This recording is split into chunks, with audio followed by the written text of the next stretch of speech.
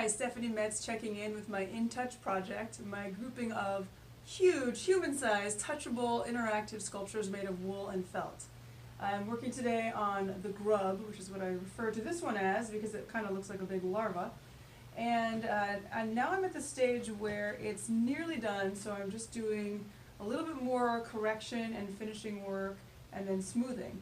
And I'm here in my frigidly cold studio in sunny San Jose, bundled up for work.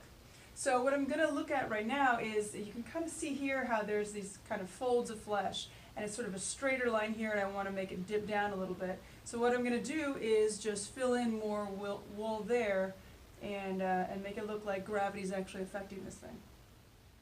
So I'm wanting to make this, this kind of bulge go down a little bit. So using my trusty felting needles, I'm just adding more wool and building up some more mass where I want it down there. I'm using 3 needles not too far apart in a line to help me establish this line easily. They're far enough apart that they can actually penetrate the wool pretty well.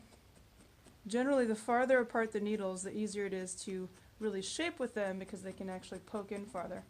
You can see that I could have as many as 12 needles here, but if I did that, it would be kind of like a bed of nails. They wouldn't even really push into the wool. It would be a lot of really surface work instead of the deeper poking that helps me shape.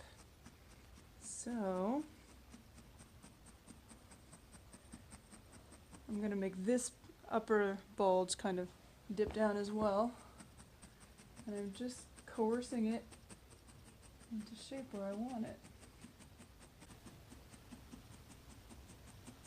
Most of this form I created by making a pattern first and then stuffing it and then basically just covering it with white wool, felting it in by pushing it on with the needles. But for details like this is just wool through and through, just felt. Which means it's also going to feel a little bit squishier to the touch and be hopefully interesting and pleasing to experience for viewers, well, touchers. So I've been doing some corrections today, adding a little bit more at the bottom of these curves to make them look like gravity is affecting them. I want this whole piece to look kind of hunched over so that it's rounder, fuller forms in the front. And there's more wool added on here and felted more shallowly, so it's almost like firmer on the outside and a squishy center part.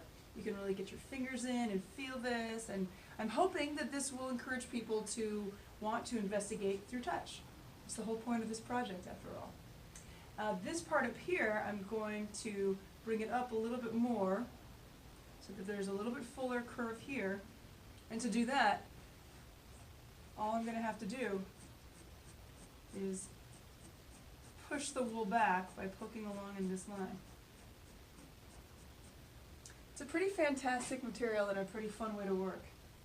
I'll show you more as this develops a little bit further.